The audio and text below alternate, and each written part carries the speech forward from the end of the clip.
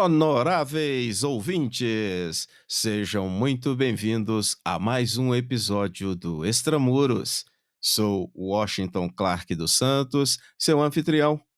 Neste conteúdo, trago a primeira parte de um tema de extrema atualidade e relevância para a segurança pública brasileira: a inteligência policial judiciária.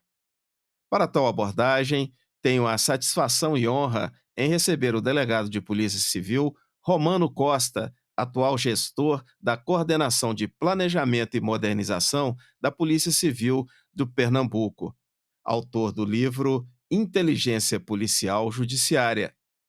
Nesta obra, ele analisa a importância da integração multidimensional como estratégia fundamental para o enfrentamento ao crime organizado no Brasil, descrevendo desde os aspectos operacionais até as dimensões políticas, institucionais e sociais que cercam o trabalho investigativo.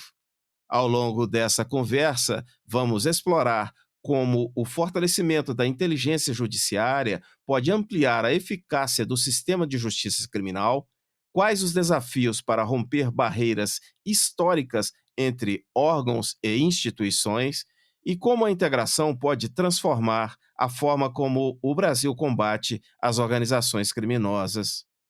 Convido a audiência agora para um diálogo que une reflexão acadêmica, experiência prática e visão estratégica sobre um dos temas mais desafiadores da segurança pública nacional. Meu amigo, saudando com imensa satisfação por este reencontro, externo meus agradecimentos pela sua gentileza em compartilhar conosco tua vivência e conhecimentos neste conteúdo. Uma honra contar contigo. Para iniciarmos, peço que apresente aos nossos ouvintes a essência do livro Inteligência Policial Judiciária, descrevendo quais foram as principais inquietações e motivações que o levaram a escrever a obra e de que forma ela busca contribuir para a compreensão e o fortalecimento da atuação investigativa no Brasil. Grande Clark, um grande prazer e uma grande oportunidade estar aqui com você. Muito agradecido pelo convite. Muito bom falar aqui para os seus ouvintes, falar sobre uma temática que é muito comentada na imprensa, muito falada, às vezes por camadas políticas, principalmente perto das eleições, mas na verdade não só a inteligência policial, como também a própria segurança pública, ela possui um nível técnico muito baixo de compreensão e de debate dentro da nossa sociedade. É um problema gigante que aflige todo brasileiro, mas que a gente vê que o debate ainda é muito desqualificado. E quando se fala em inteligência policial, muitas vezes é um discurso que não condiz com a realidade. Se fala muito em inteligência, não, porque tem que ter inteligência, mas não se sabe nem o que é inteligência. Então, a minha angústia, as minhas dores de buscar escrever, tendo como esteio a minha experiência de quase 20 anos na área de inteligência, e nós, né, participamos do crescimento, da evolução de uma inteligência que era incipiente para uma inteligência forte hoje, que as polícias judiciárias têm. E aí a minha motivação veio. Estava fazendo mestrado no Instituto Superior de Segurança Interna de Portugal. Eu decidi que iria escrever na minha dissertação sobre os limites legais e doutrinários da utilização da inteligência policial no enfrentamento eficaz às organizações criminosas. Qual é o papel da inteligência policial? Qual é o papel da investigação? Como a inteligência policial pode fortalecer a atuação investigativa? Todas essas questões me fizeram me debruçar, estudar. Nós temos a vivência de décadas utilizando, então eu decidi escrever. No livro, você destaca a integração multidimensional como estratégia essencial contra o crime organizado. Podes explicar o que significa esse conceito e como ele se diferencia de uma simples cooperação ou troca de informações entre instituições? Quando nós falamos da integração multidimensional, A gente fala que as organizações criminosas, elas são um dos primeiros manifestações da globalização. As organizações criminosas sempre foram transnacionais. E as nossas, nessa última década, vem fortalecendo essa visão multidimensional e multitransnacional. Quando a gente pensa em enfrentar as organizações criminosas, infelizmente, as nossas instituições perderam a capacidade de enfrentá-la como fenômeno criminal de forma individual. Para realmente nós conseguirmos enfrentá-la, não pontualmente, não prendendo uma parte dela, mas buscando o enfrentamento de uma visão sistêmica, é essencial o processo de integração. E eu sempre falo, não é entregação, é integração num jogo de ganha-ganha. Existe um conceito dentro da inteligência policial que é a compartimentação. A cooperação bilateral, ela tem eficiência em situações pontuais. Mas quando a gente pensa no fenômeno das organizações criminosas, essa visão sistêmica de entender não como uma organização que cometeu um crime, eu não vou investigar o crime, eu vou investigar o empreendimento criminoso, o fenômeno criminoso, que ele é multifacetado, que ele é multidimensional. Então eu tenho que buscar essa integração multidimensional como uma forma de buscar enfrentá-la de forma mais eficiente. Então é essencial as instituições, setores das instituições, buscarem esse processo de confiança mútua, integração pessoal, para o processo de evolução gerar uma integração com a visão sistêmica do enfrentamento. Dessa forma, nós poderemos ter uma eficiência maior, não pontual, mas uma eficiência de entender o fenômeno criminal e buscar não só um enfrentamento operacional, mas um enfrentamento no nível estratégico e de criação de políticas públicas para termos a eficiência não de uma polícia, mas a eficiência do Estado brasileiro no enfrentamento às organizações criminosas. Sabemos que as organizações criminosas operam de forma articulada, transnacional e adaptativa, enquanto, muitas vezes, o Estado ainda atua de forma fragmentada. Como a inteligência policial judiciária pode superar essa desarticulação e promover uma resposta mais efetiva e integrada? O fenômeno das organizações criminosas é um fenômeno que ele é uma das primeiras manifestações da globalização, porque é pilar a necessidade das organizações criminosas de buscar a transnacionalidade, muito porque os principais insumos criminais eles não estão no país. Por exemplo, a cocaína é produzida fora, a arma, dependendo do tipo de arma, fora também. Quando eu tive o prazer de passar na Senasp como diretor de operações integradas de inteligência, a gente fez um estudo que demonstra muito o fenômeno de integração das organizações criminosas. Essa integração, a gente visualizou que qualquer organização, em qualquer estado da federação, ela possui uma capilaridade, uma interlocução com todo o país e muitas vezes com fora do país. A nossa atuação tem ainda grandes problemas, em especial porque a gente trabalha com ilhas informacionais. São, muitas vezes, dentro das nossas instituições, há competição e essa competição dificulta a troca de informações. Existem algumas políticas públicas que eu tive algum prazer de participar de algumas delas. Por exemplo, a criação das redes nacionais, que são muito simples a concepção. É trazer para estar no mesmo espaço, se conhecer, por exemplo, as delegacias especializadas de enfrentamento a narcotráfico. Então, a rede trabalha em algumas dimensões da integração. A primeira dela, a dimensão da integração pessoal, que é fundamental para gerar confiança. Mas, naturalmente, para a velocidade no mundo atual, essa camada hoje ela não é suficiente.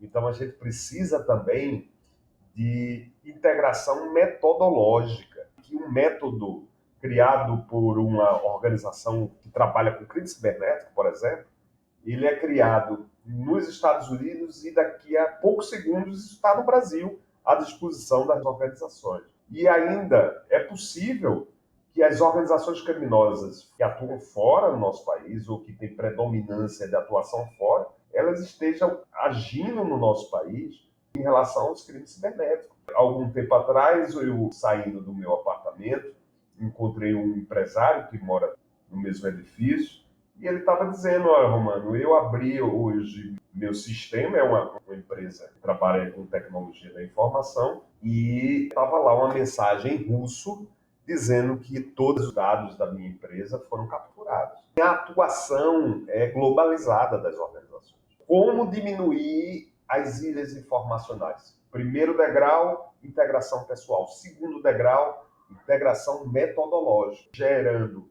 gestão de conhecimento para acelerar e aumentar a eficiência das investigações. Mas isso ainda é pouco.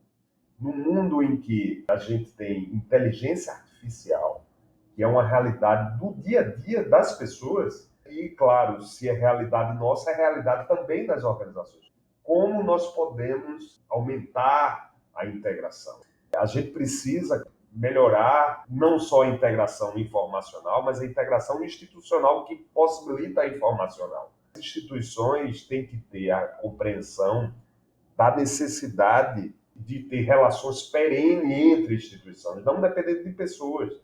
A gente precisa ter consciência que, principalmente na investigação, que sempre há uma fase sigilosa, que ninguém pode saber das nossas informações, mas que num determinado momento, aquele relatório super secreto, ele vai estar na mão dos nossos adversários na fase processual da defesa e o contraditório. Então, essa informação que os nossos adversários vão ter que saber, a gente precisa ter formas de integrar essa informação dentro de redes de confiabilidade elevada, mas que acelere os processos investigativos. A inteligência policial judiciária ela tem um papel muito importante, porque nós trabalhamos bem com compartimentação. Para se trabalhar na inteligência, exige um nível elevado de confiança institucional, de forma que é um local promissor para acelerar o processo de integração informacional, de troca de informação, aumentando a eficiência do aparelho estatal e das investigações. A Polícia Civil, como Polícia Judiciária, ocupa uma posição estratégica nas investigações criminais. Na sua visão, quais são as potencialidades e os obstáculos que ainda precisam ser enfrentados para que esse papel seja plenamente reconhecido e fortalecido no enfrentamento ao crime organizado? As duas grandes polícias investigativas do nosso país, em especial as polícias civis dos estados e a Polícia Federal, que são, pelo artigo 144 da nossa Constituição, as detentoras da atribuição das investigações criminais, elas possuem naturalmente estruturas muito diferentes. E talvez o grande problema das polícias civis, quase todas, é o financiamento. Porque a gente sabe, as polícias civis, elas têm uma atribuição muito maior que a Polícia Federal. A gente tem uma atribuição não só de enfrentamento ao crime organizado, mas de segurança pública mesmo, de forma ampla. Então vai do furto do celular ao roubo a banco. E para se ter esse nível de estrutura, a gente precisa de, claramente, ter um financiamento à altura, que possibilite um efetivo maior às polícias judiciárias, à Polícia Civil em especial, mas a Polícia Federal também enfrenta isso. Mas o problema que a Federal não enfrenta e que a gente enfrenta de forma muito maior é a falta de financiamento, a falta de investimento. Então, nós precisamos de um maior investimento para que a gente possa ter uma maior eficiência nas nossas ações. A quantidade de boletim de ocorrências, por exemplo, ou num estado como Pernambuco, é por ano, né? Mais de 600 mil ocorrências. Então, como a gente vai conseguir processar e investigar? Porque, do ponto de vista da polícia e do Estado, o cara furtou o bujão de gás lá do cidadão. Pode deixar, em tese, se a gente usar o bom senso, enfim, não é nada. Mas para o cidadão que teve o bujão de gás dado, para ele é o mês que ele não vai ter bujão de gás, vai dificultar a vida dele, ele vai ter... A gente tem uma classe considerável da nossa sociedade que tem um problema seríssimo em relação às questões sociais e financeiras. E isso repercute naturalmente na quantidade de ocorrências que tem no nosso país. Em 2015, estava fazendo mestrado, que eu fiz, eu estudei e fiz um comparativo entre a estrutura de segurança de Pernambuco e a estrutura de Portugal. Portugal, amigo, tem uma população um pouco maior do que a população de Pernambuco, claro, é um país de primeiro mundo. E Pernambuco tem um território um pouco maior que Portugal. Então, são, em tese, comparáveis em relação a território e em relação à população. Eu fui buscar fazer um comparativo em relação a efetivo policial e a quantidade de ocorrências. Busquei a quantidade de ocorrências de homicídio.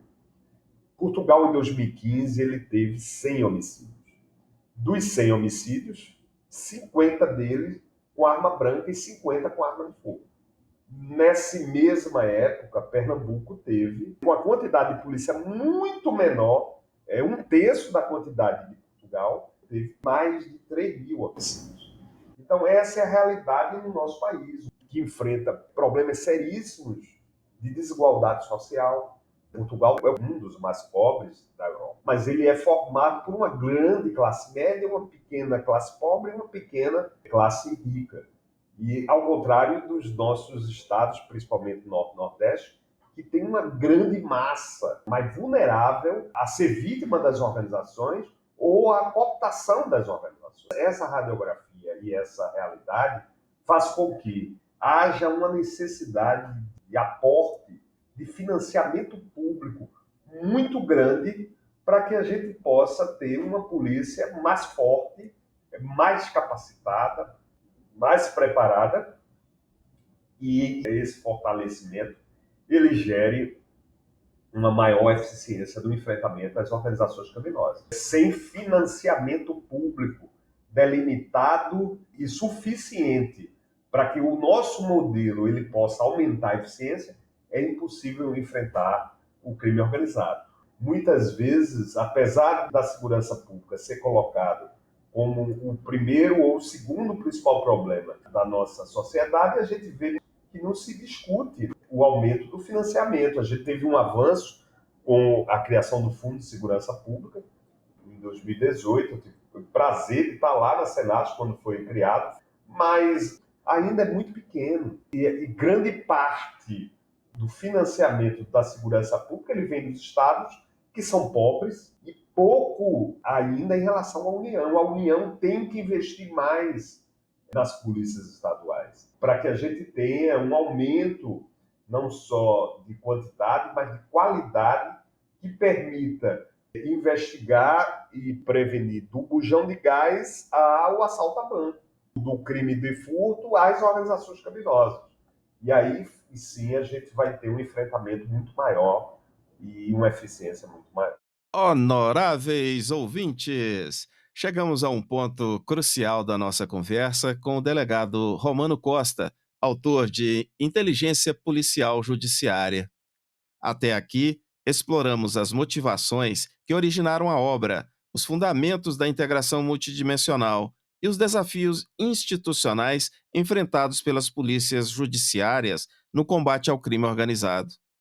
Mas o diálogo não para por aqui. Sou Washington Clark dos Santos, seu anfitrião, convidando a audiência para, no trecho final, na próxima semana, avançarmos para reflexões sobre a articulação com outros atores do sistema de justiça, os impactos da tecnologia na inteligência policial e as perspectivas futuras para a segurança pública no Brasil. Acesse nosso website e saiba mais sobre este conteúdo. Inscreva-se e compartilhe nosso propósito. Será um prazer ter a sua colaboração. Pela sua audiência, muito obrigado e até a próxima!